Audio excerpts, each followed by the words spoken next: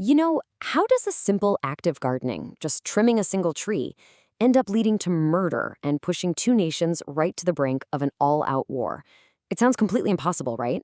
But back in 1976, on the most heavily fortified border on the planet, that is exactly what happened.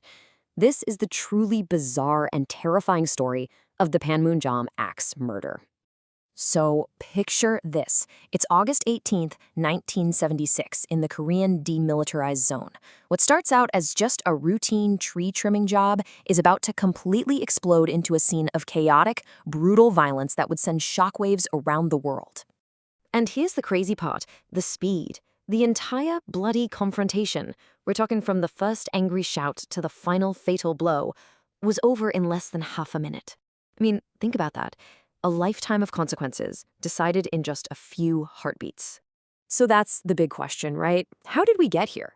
How on earth does a dispute over some branches and leaves escalate into murder and the very real threat of an international war? Okay, so to really understand the explosion, we first have to understand the powder keg that this all went down in. Let's go back to the beginning of that very fateful day. Our story takes place in what's known as the Joint Security Area, or the JSA. It's this tiny patch of land inside the DMZ, and it is the only place where soldiers from North and South Korea are standing literally feet apart. And let me tell you, the tension here, it's not just high, it is literally the air you breathe. The whole conflict really centered on one single spot. Here, near this bridge with the super ominous name, the Bridge of No Return, stood a 100-foot poplar tree. And this tree was a real problem.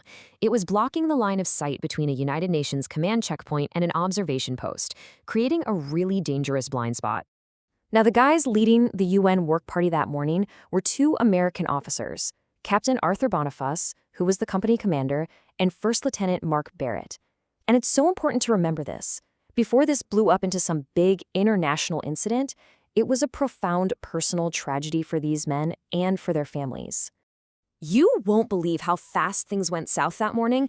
So at 10:30 a.m., the UN team arrives. Just 15 minutes later, a group of North Korean soldiers shows up, led by Senior Lieutenant Pak Chol, a guy the Americans had actually nicknamed Lieutenant Bulldog because he had a history of confrontations. By 11 a.m., Pak is demanding they stop. Captain Boniface just tells his men to keep going and turns his back on him. At that exact moment, a North Korean truck full of reinforcements comes roaring across the bridge. And then came the command that lit the fuse. Pak screamed, "Kill the bastards." The North Korean soldiers, they just grabbed the axes that the work crew had dropped and went straight for the Americans. Captain Boniface was bludgeoned to death right there on the spot. Lieutenant Barrett was attacked and tragically died on the way to the hospital. So the attack itself was over in seconds. But the crisis, that was just getting started. In Washington, Seoul, and Pyongyang, leaders were scrambling to respond as the entire peninsula just teetered on the edge of a new war. And right away, an information war kicks off. The UN command called it what it was, a vicious, totally unprovoked murder. North Korea, of course, instantly launched this huge propaganda blitz, claiming their guards were just forced to act in self-defense against American imperialist aggressors. While this war of words was raging, the American military response was, well, swift and very serious. All U.S. forces in South Korea were immediately placed on DEFCON 3. And let's be super clear about what that means. DEFCON 3 is an advanced state of readiness. We're talking just 2 steps away from nuclear war. So back in the White House, President Gerald Ford and his team, they had a really stark choice to make. You have to remember, this was 1976, right after the fall of Saigon. American credibility was being tested all over the world. A weak response could invite even more aggression, but a military strike could easily spiral into a second, devastating Korean War. Somehow, they had to send this absolutely undeniable message of strength, but without firing a single shot. And what they came up with was a mission codenamed Operation Paul Bunyan, after the mythical giant lumberjack. The objective? Sounds simple, right? Go back into the JSA and cut down that tree, once and for all. But the force they put together for this simple job? Yeah, it was anything but. On the ground alone, you had over 800 soldiers. That included 64 elite South Korean Special Forces commandos armed with clubs and rifles, and 2 full engineer teams equipped with chainsaws. Okay, And then you have the air and sea power. This is where it gets just insane. We're talking 27 helicopters, nuclear-capable B-52 bombers flying in all the way from Guam, waves of fighter jets darkening the sky, and the aircraft carrier USS Midway sitting just offshore. This was, without a doubt, the most elaborate and heavily armed tree-trimming expedition in the history of the world. So at 7 a.m. sharp, just 3 days after the murders, Operation Paul Bunyan kicked off.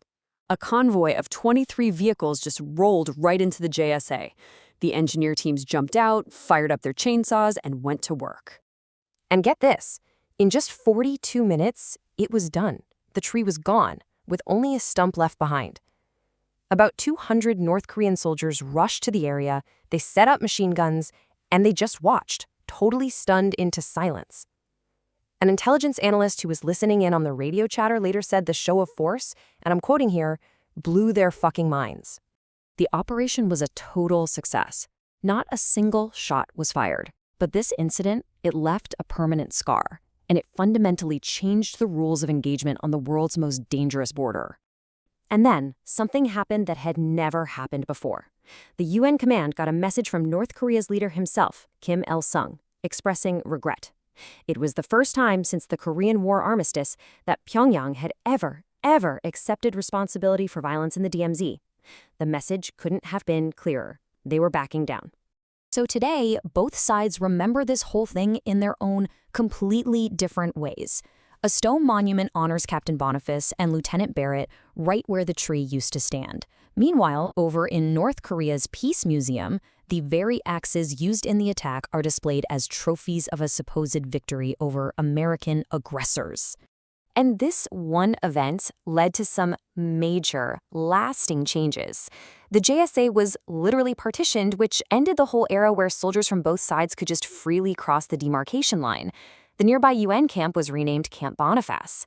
And the story itself, it's become this permanent, chilling reminder of just how fast that fragile peace can absolutely shatter.